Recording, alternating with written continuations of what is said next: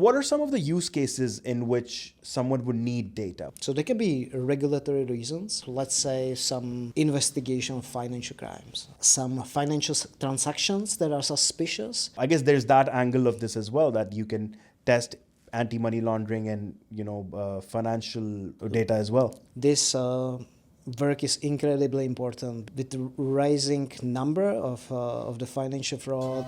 While the world's still asleep, we're already grinding. Walking foreign streets, big city lights so blinding. Learning and hustling in this relentless game. The Emerge Pod's next up, we're breaking the frame. Hi, and welcome to the Emerge podcast, where we break down emerging markets and give you actionable insights on how to start and grow your business in them. Today, we have a very special episode for two reasons. One, it's the first episode we're shooting in our own studio in Kuala Lumpur.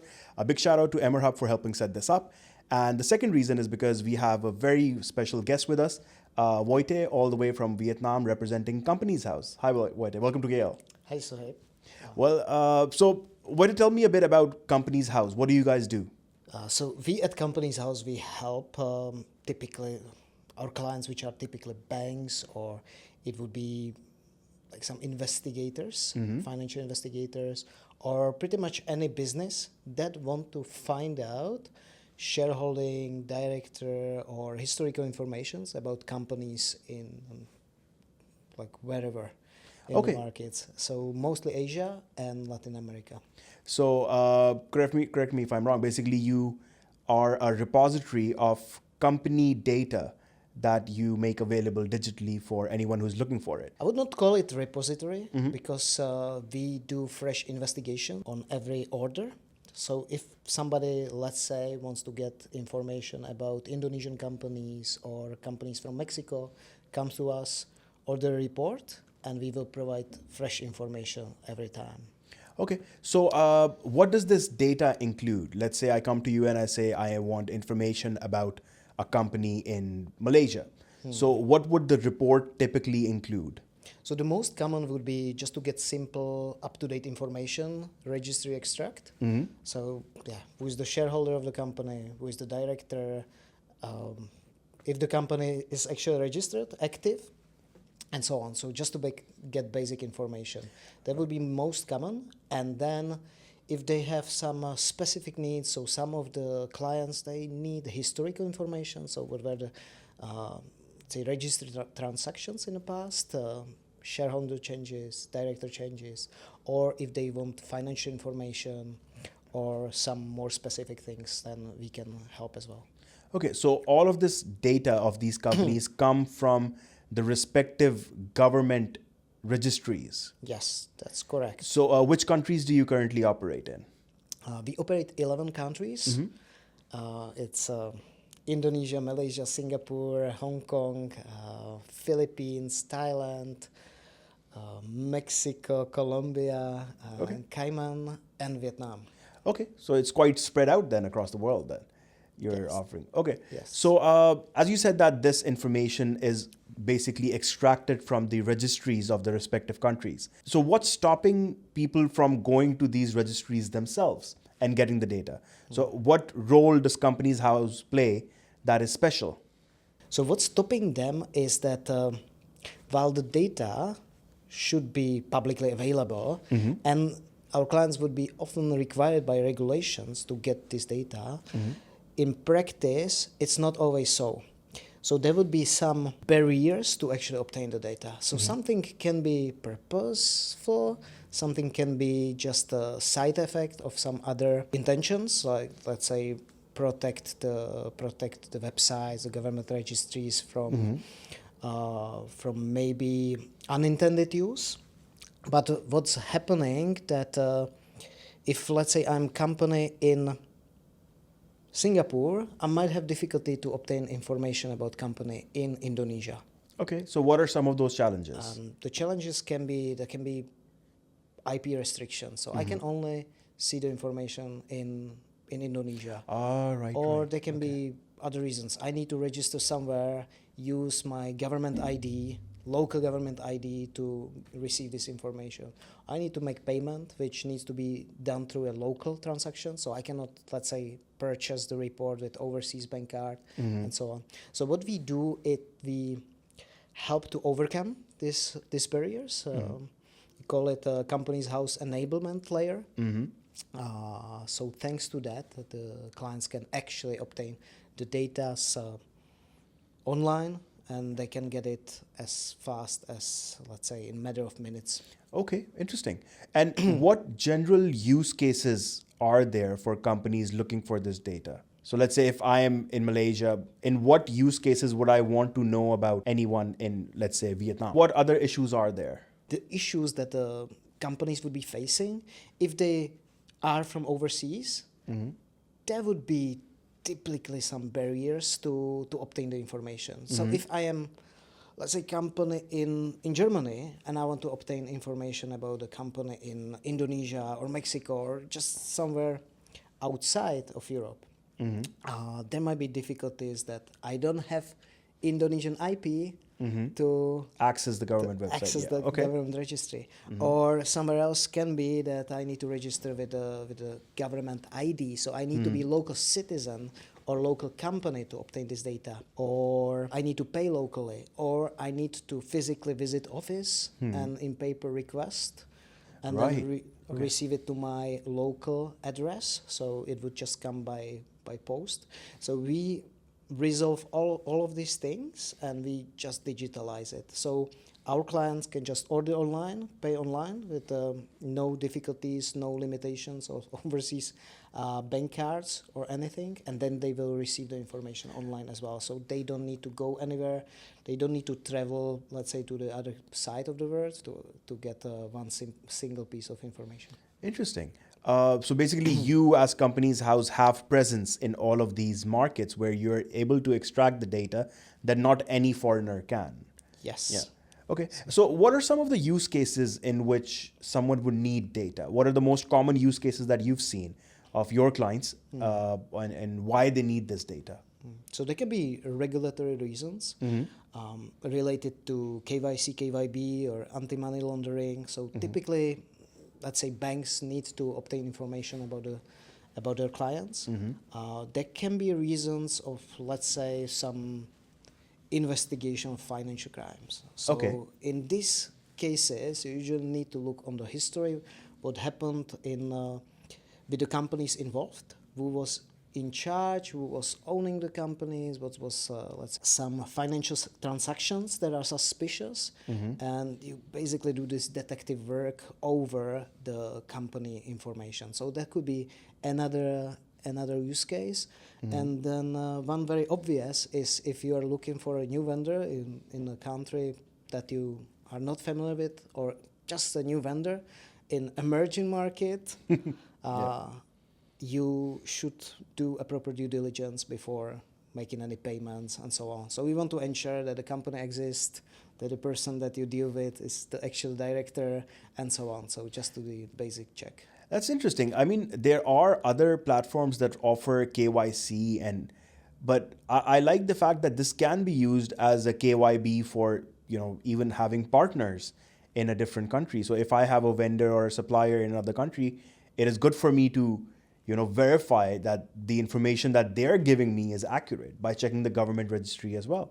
So it's the KYB element of it, I think, is quite interesting, that a lot of companies might be using it for that. Yeah. And I think where we take it further is that they are using some available databases or something. We take one step further, that we obtain the data. So we need to go somewhere and obtain data from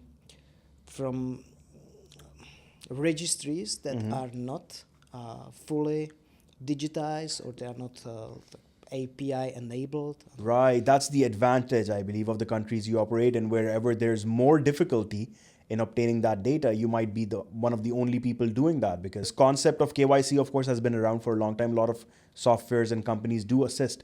But in the back end of even those KYC softwares must be something like yours, like you're offering, that allows them to get this data from those local registries. Yes. And we also provide information for some of the larger players as well, in terms of KYC. Interesting. So in terms of the technology of this, so how So I'm assuming that there's someone can come to the website and look up a company. Is there a pre-checking that you have that data somewhere available, or they just give you a name of a company? If anyone comes to our company website, they can see the database. So Right. we have database of pretty much all the companies in those markets, and they can directly see, okay, the company is registered, these are the basic information, this is the address, and so on. But if they want, let's say, shareholder information, director information, or they want just the most recent information, they need to purchase a report. Oh, right, Because, okay. Because not even for us, the data might be still few days old or a month old and so on. So on our website, it's not that we would have millions of companies updated every day. So some of the data can be few days old. And second thing, we do the investigation on the shareholder director, we just purchased the report. They are not publicly available at all, so these are paid data. So Yeah, I like the detective angle of this as well in terms of financial crime and money laundering, and it's like the dry side of detective work that you don't really see in the movies, where people are just sitting and researching about an individual or a company and their financial records show up. So I guess there's that angle of this as well, that you can test anti-money laundering and financial data as well. so we don't do any detective work behind. Yeah. We just provide information for that. So well, this work is incredibly important because with the rising number of the financial fraud, which can be often happening through these companies, just to avoid accountability of the bad actors. So that's a very valuable work, but our part of it is to make the data available, so somebody can see the patterns and make the Like I said, it's the boring side of detective work, but without it, there is no detective work, right? You can't really draw a pattern if you don't have the data. So you guys provide the data. So yeah, that's an interesting way to look at it. So let's step aside from Companies House for a second. So you are currently based out of Vietnam, correct? That's correct. So how did you end up in Vietnam? Where are you from originally? I'm originally from Europe, from the Czech Republic, which is a small country next to Germany. And it's a long story how I end up in Vietnam. Okay. Because that's not the country I would go from the Czech Republic. But so what was the route? Where did you go first? I think what eventually took me to the other side of the world is that I joined as a student an organization called ISEC. Okay. And that really gave me a lot of international exposure during the university. And then I did study overseas. I came back to the Czech Republic, and I just, after a few years, I felt that I still want to experience living overseas. So, and that took me unexpectedly to Indonesia. Okay. Because I had a friend doing business in Indonesia, and Indonesia back then was very interesting market. A lot of new foreign companies starting there, a lot of projects. So I was attracted to it. It was like need for some adventure and so on. So I joined him, and I stayed for 10 years already. In Indonesia? I was in Indonesia, Singapore, and in the end in Vietnam. What took me to Vietnam was actually expansion of this Indonesian business. So we were adding new markets, and eventually we added Vietnam as well, and I moved to manage the Vietnam office. Right. But that was before Companies House. So now even with Companies House, you've decided to make Vietnam your home. So after going through all these countries like Indonesia, Singapore, and you mentioned that you've also been in Malaysia a couple of times. So what made you choose Vietnam as the place where you're now staying? It's a family reason. Okay. Yeah. So you started a family in Vietnam. I started a family in Vietnam, and I have a small daughter, which is also Okay. half Czech, half Vietnamese. So Wonderful. All right. That makes sense. So how's life in Vietnam as a foreigner? It's nice I love Vietnam. I love the food. I love the weather. Actually, I enjoy that it's every day pretty much the same. Okay. Only raining sometimes. So this is very nice. I love also the food. Being foreigner there, I would say Vietnam is very welcoming, especially for tourists.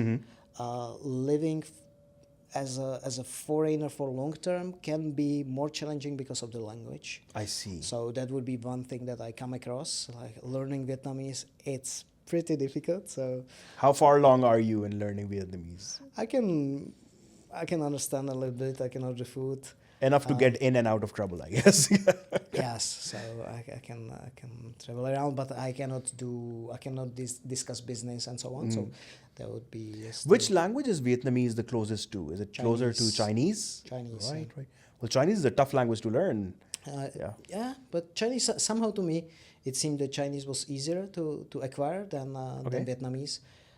It's more tones, it's more special characters, so that's things that make it complicated. Interesting. All right.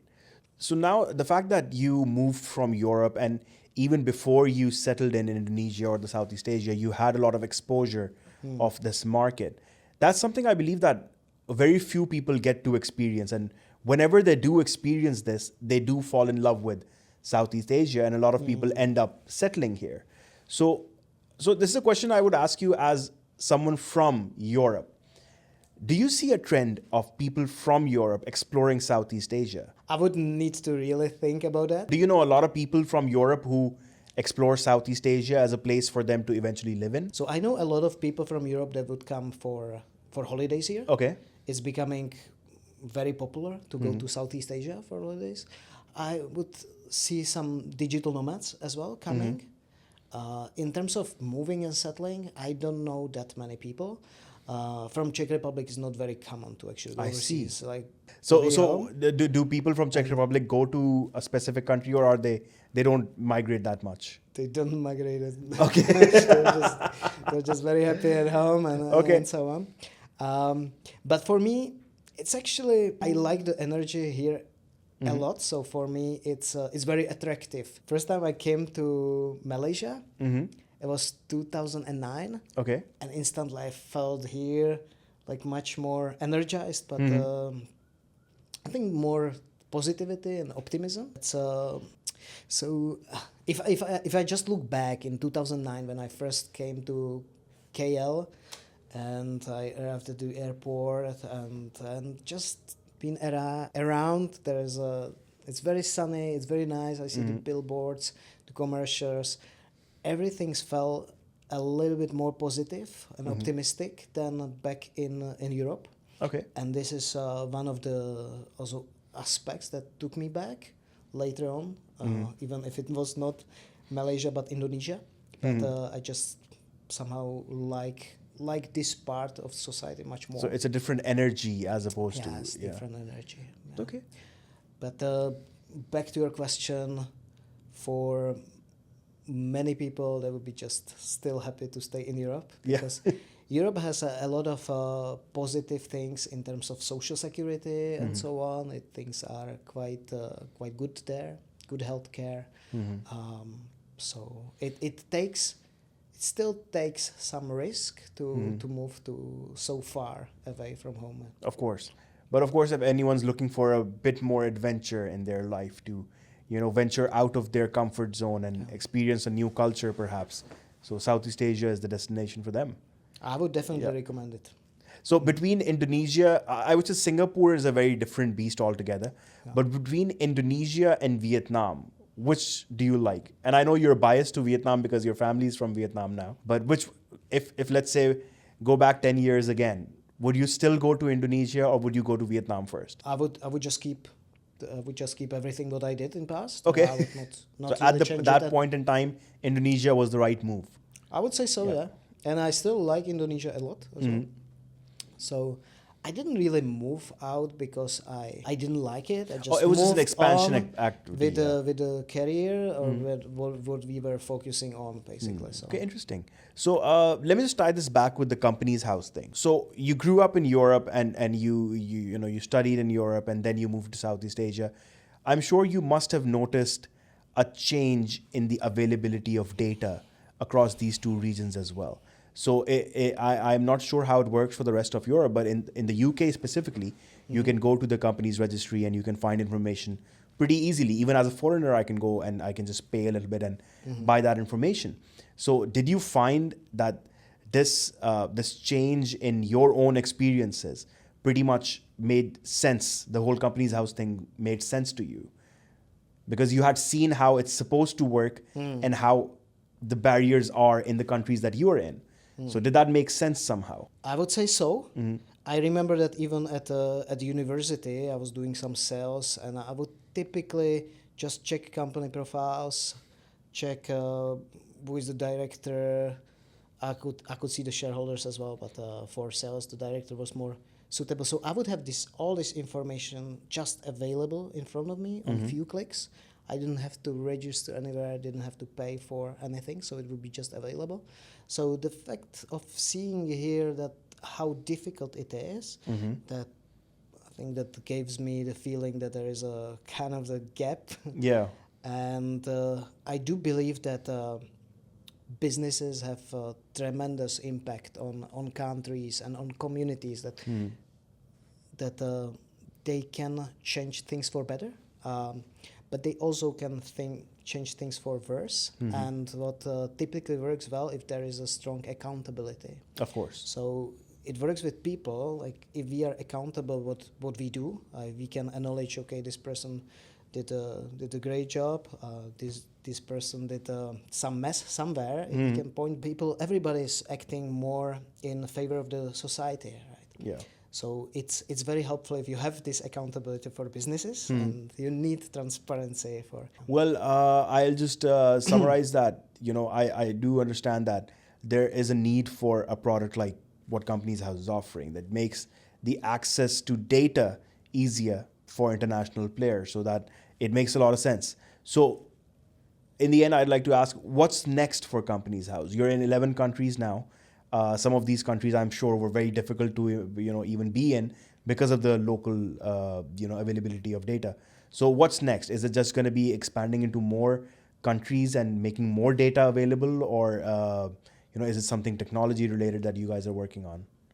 So it would be adding more information, so making more information available, more reports, adding some new countries as well, especially being faster. So we our clients really like that we are the fastest provider, or that we are really fast, and we want to focus even further on providing the information real time, because in some use cases it's really helpful if you can provide information in matter of minutes rather than matter of days. Makes sense. So what countries are on your on the horizon? Without revealing, of course. I will not reveal yet because we are working on it, and it will be launched probably at the beginning of the next year. So. Okay, interesting. So exciting stuff coming up then.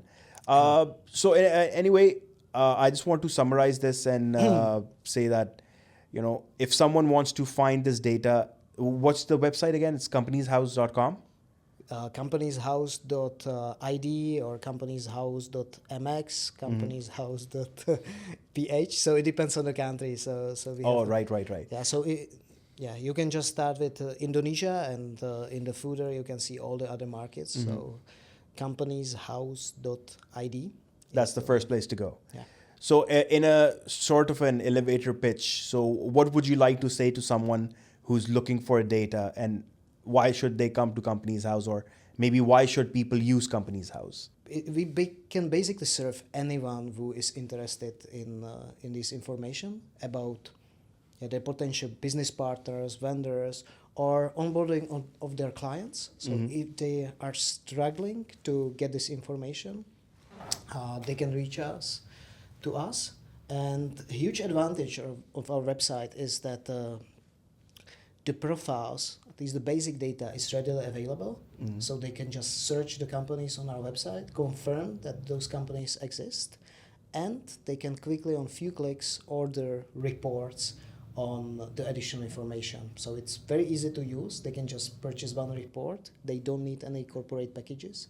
So we have also a lot of clients that would just come, order report, individual, single, small report and happily receive it, and that's it. So. Fantastic. Well, Vojtech, thank you so much for being on the Emerge podcast. This was very interesting.